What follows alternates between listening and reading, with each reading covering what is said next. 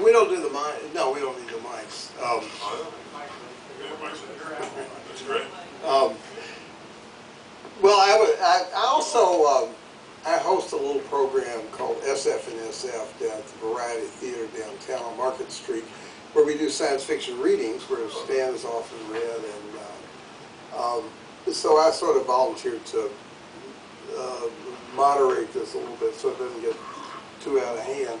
So I thought we would just begin by, by introducing ourselves, and maybe we should start with Gary. No, I didn't know that. But just what the subject tonight is, in fact, literature and politics, and more specifically, genre literature and revolutionary politics. And I think one of the unique things about this crowd here is that even at none of us are ashamed to be called genre writers, even though we are.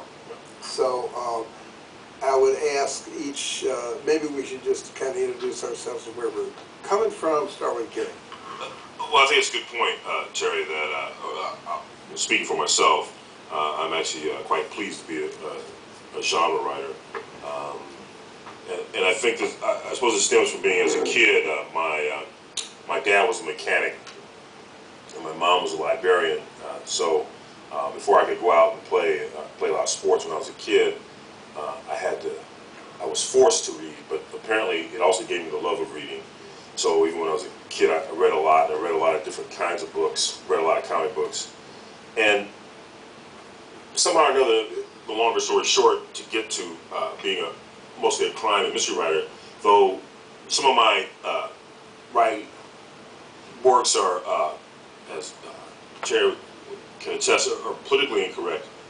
Some, though, are actually grounded in a certain politics. I first wrote a series about a black private eye set in Los Angeles. The first book is set post the '92 civil unrest in Los Angeles, and kind of looked at the sort of social and racial landscape of the city at that time period. Though certainly it is fair to say, I think, as we'll kind of get more into, probably none of my books are revolutionary books in that regard. I mean, ultimately, actually some of my comic books have been revolutionary, but not really. The mystery, even crime and mystery and noir being somewhat distinct in the genre, and we'll talk about that later, I suppose. But certainly crime and mystery novels tend to be either about, in the mystery novels, it tends to be something about setting at least a small thing to right again. And it could be a small injustice. It's usually not a huge injustice, although some mystery writers, certainly Sarah Paretsky comes to mind, tackle larger subject matter. Like what? Well, she's tackled things like, environmental issues, the abortion question, things of that nature. And so certainly it's a case that, particularly post the Neanderthal, Mickey Spillane, Mike Hammer books, which were not even just a reaction to, but really in a lot of ways symbolized the 50s, anti-communist 50s, Red Scare 50s. Certainly post coming out of the civil rights movement, women's movement, and the anti-war movement, you certainly started to see a different kind of mystery novel being written, and a more sophisticated mystery novel being written, and obviously much more women and more people of color writing in the subject matter. And I suppose ultimately the one constant thread that kind of runs through both my in a crime novel, so people were clear, a crime novel is told from the point of view of the criminal, right? The point of view of the person perpetrating the crime. Mystery novel is really about an amateur or professional who has to solve a puzzle. Who killed so-and-so, or who stole this, or who's the big developer behind all the machinations.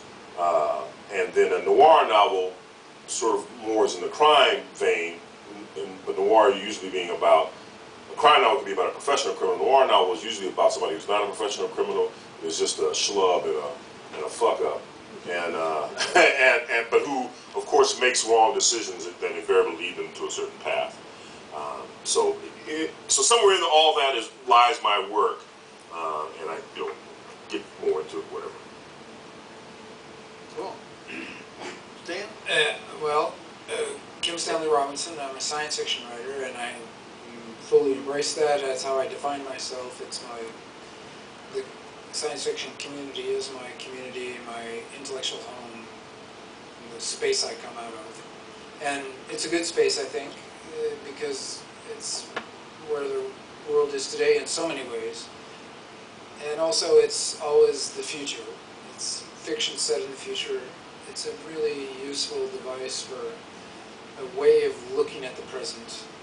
I've always felt it as such. I've always used it as such. And if you're an American leftist coming out of the late 60s and early 70s, interested in political change in America, then it always seems to be on the horizon, something that could happen that hasn't happened. And I've been pursuing that through my whole working career, but especially from the late 80s on, in the depths of the Reagan years, out of a serious political anger and distress, I began to write utopian novels in which things went better. And so sometimes there would be revolutions, and sometimes there would just be invisible reform. I shifted my tactics and from book to book as the books seemed to require, and also have been learning things along the way.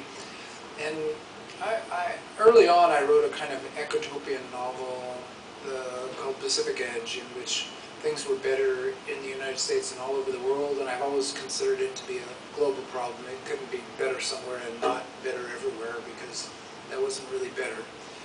But there was no history in Pacific Edge as to how we got from here to there, which is something that Terry pointed out to me at the time that the book came out. And this is really 20 years ago for sure. And ever since then I've been trying to think, well, how can we get from here to there? And it was very interesting to watch the so-called velvet or soap or orange revolutions in Eastern Europe that were overthrowing leftist Soviet power. It was interesting to think about revolution without violence. Satyagraha, the various Gandhian techniques. And so science fiction becomes a set of thought experiments. It's a lot easier in science fiction than it is in reality. As is obvious from the get-go, but for me it's been a question of trying out time after time different experiments and trying to compare the goal of some kind of utopia or better society with where we are now, and the getting from here to there, and then the question of the reality principle. Would it really happen that way? Given all the resistances that we see in our lives today towards any kind of political progress or reform, and so I've been explicitly to myself thinking about that, while also wanting to write novels that are simply entertaining genre novels. And so I've had this sense of grinding conflict or being twisted. It's been a kind of an awful 20 years, and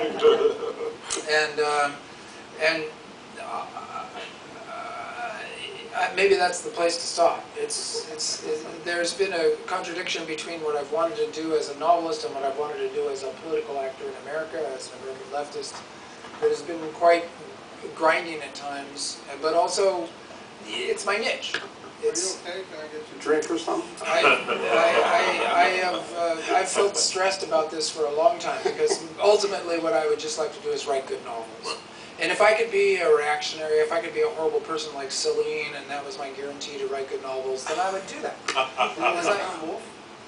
Tom Wolfe, why not? Whatever it takes, but his novels aren't that good. So I've tried to reassure myself that in fact good novels are always political, and that's so I don't have as much of a contradiction as it sometimes feels between the reality principle and what should happen.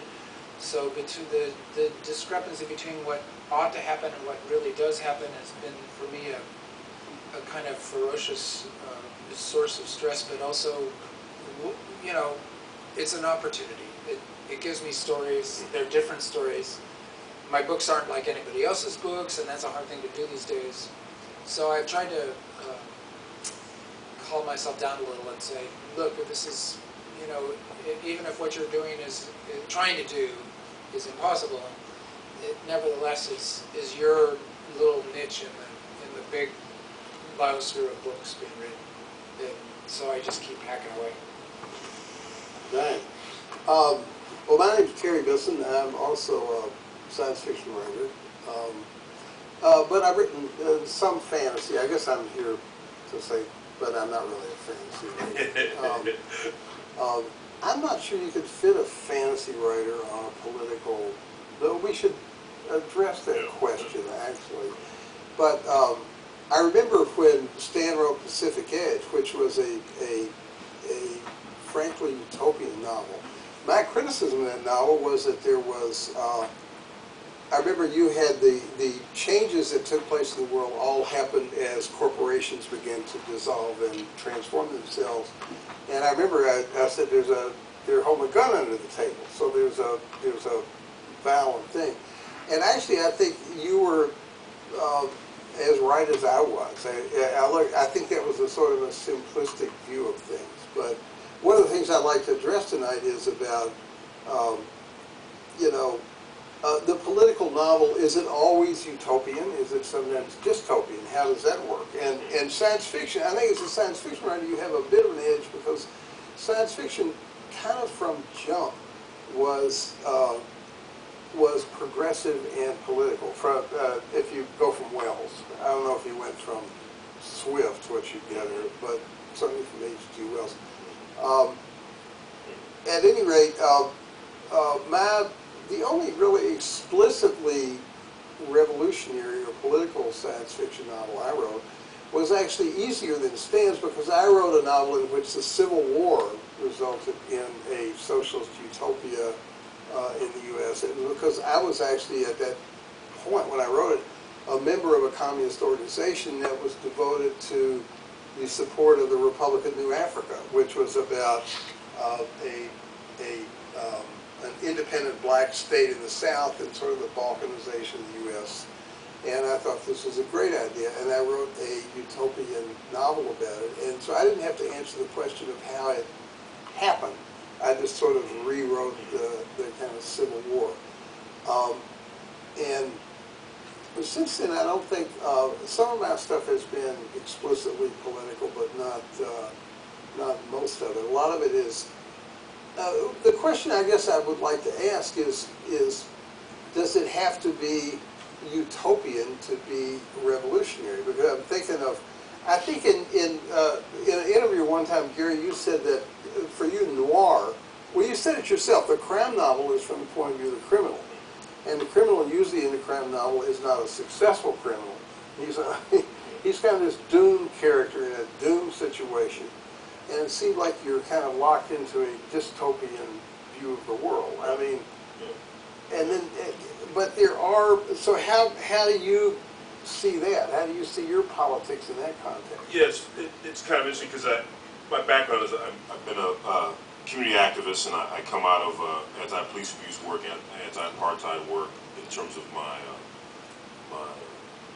organizing, and so some of that sort of filtered its way into the novels in the sense of those are the kind of people that populate the landscape that at least particularly my Black Private Eye character operates in. But you're right, when you write a crime novel, which is about the crime, which is about a criminal, which is about gangster capitalism, it's about a criminal wants something and they're willing to do whatever to get what they want. And unless you have, and unless, like, let's say, if anybody saw Belly, at the end, there's somewhere in Belly where the essentially are lumper proletariat gangsters, because they're just about, you know, getting bling and getting whips. At some point, though, one of them meets a kind of Elijah Muhammad character, and is essentially then transformed by this character, his interaction with this character,